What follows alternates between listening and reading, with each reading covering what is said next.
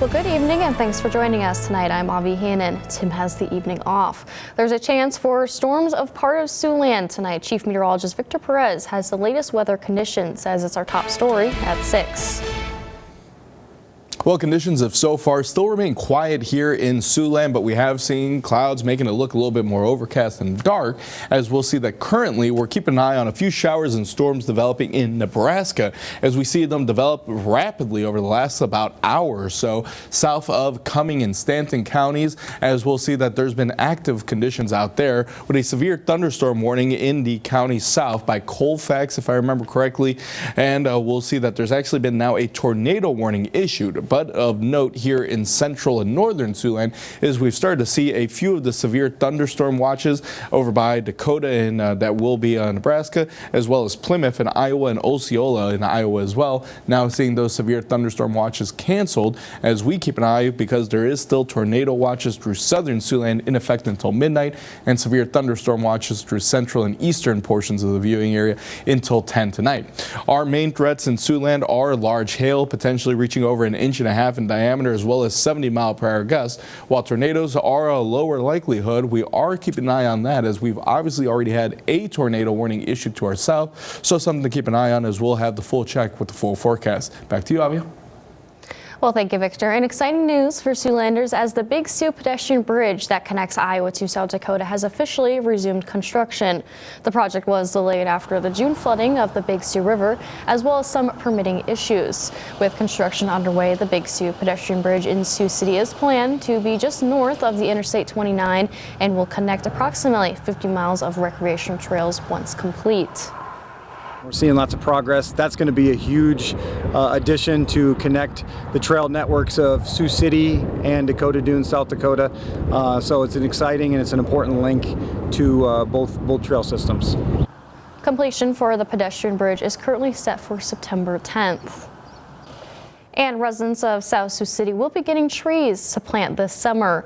With the help of Arbor Day and other grants, the Sioux City Tree Board is conducting a free tree giveaway for residents to plant alongside of the roads on their property. The trees are both to help beautify the community, improve property values, and fight climate change. Well, we're losing, of course, all the ash trees in the area. We're also losing a lot of the maple trees in South Sioux. So we're doing this to help so people can have trees in their yards and beautify their neighborhoods. The tree giveaway will begin on April 26th through May 3rd at the South Sioux City Community Orchard. And for any residents interested in signing up to receive a tree, you can contact the City of South Sioux City. The number is located at the bottom of your screen. That is 402-494-7518. And while many families will be celebrating Easter this Sunday, some folks will be celebrating that in a different way. April 20th, also known as 420, is a day where people smoke lots of marijuana. 24 states in the U.S. allow the use of recreational marijuana, but in no state can you drive after consumption. However, according to AAA, roughly 85% of cannabis users admit to driving the same day they smoked. For that reason, Iowa State Patrol will be working overtime this weekend to ensure the roads are safe. It's just like anything we use for the message of if you're going to be drinking, don't get behind the wheel.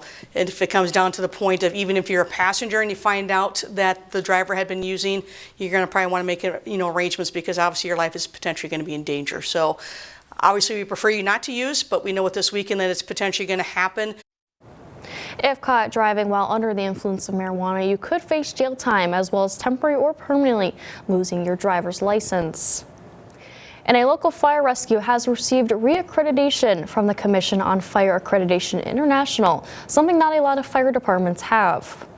Sioux City Fire Rescue says they have earned accredited agency status from the CFAI. The fire department first obtained the accreditation in 2015 and reaccredited in 2020 and now in 2025. Officials say the accreditation means a fire department demonstrates commitment to continue to make improvement and industry best practices.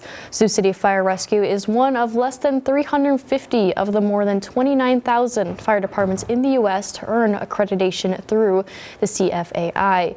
The city is only one of 8 communities in the U.S. to hold accredited status in all 4 main public safeties. That's discipline, fire emergency, medical services, law enforcement, and 911 communications. And over in Ames, Iowa, students at Iowa State University celebrated their First Amendment rights today.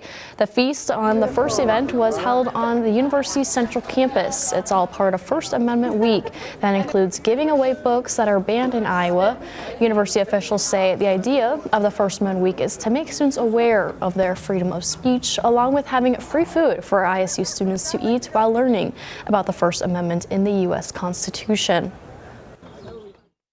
Well, it's just you attract people with free food, so that's sort of the attraction to get people into the tent and to talk about the First Amendment a little bit and to have just that knowledge. So it's just a fun day, and we have a great day today, so that's a lot of fun. Students even got to have some special Tawberry speech cake from the Iowa State Creamery ice cream shop. And starting today, people can nominate which Iowa restaurant has the best breaded pork tenderloin for 2025. The Iowa Pork Producers Association says the nominations are open for the contest. Each person can nominate one restaurant.